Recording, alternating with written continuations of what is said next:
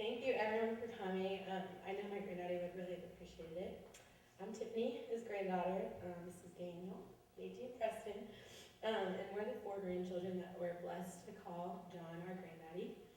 To know granddaddy was to love him. He was such a humble and loving man, as you heard.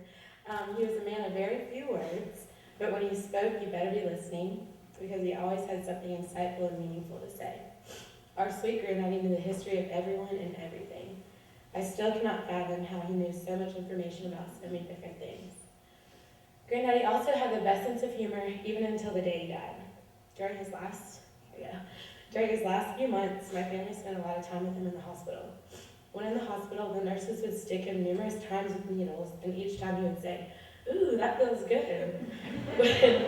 when the nurses would leave and say, "I'll be right back," Granddaddy would always reply, "Well, I'll still be here." He always managed to make light of all situations, which is why I know he would rather us celebrate his amazing life than grieve, which is way easier said than done.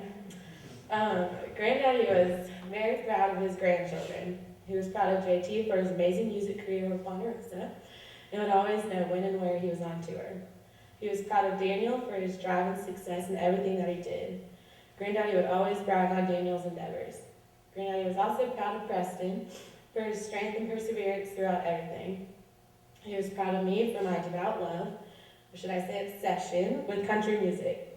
We both loved George Jones, Loretta Lynn, and all other various types of old-timey country artists. One of my favorite memories of Granddaddy was when we were able to spend Christmas with him in the hospital this past Christmas. I played numerous country songs, such as Golden Rings by George Jones and Tammy Wynette on Preston's iPad, and attempted to sing them with Granddaddy. This failed attempt at singing went on for a while, and he eventually looked at my mom and said, "That's my granddaughter." Those few words meant so much to me.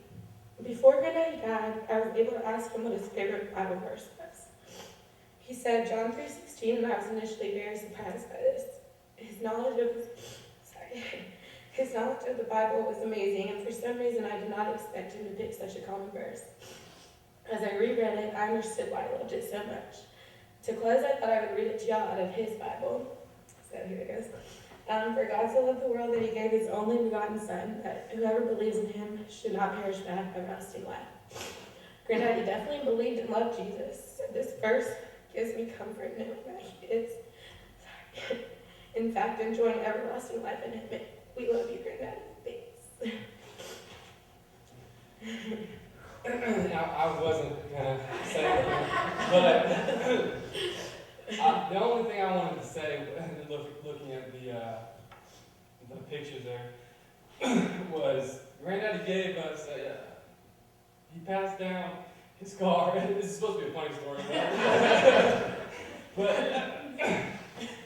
but he passed down his car to, it was a 89 Camry. Yeah. The silver what we call it? The silver stallion. And JT had it, and then I got it, and JT and Granddad used to brag so much about this car. But when I had it, the AC was out, and windows didn't work, so it was interesting, but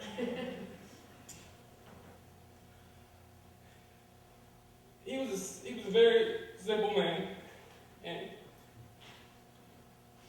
he loved his man, and we definitely will miss him. But he's probably mad that I wrecked that car and told him.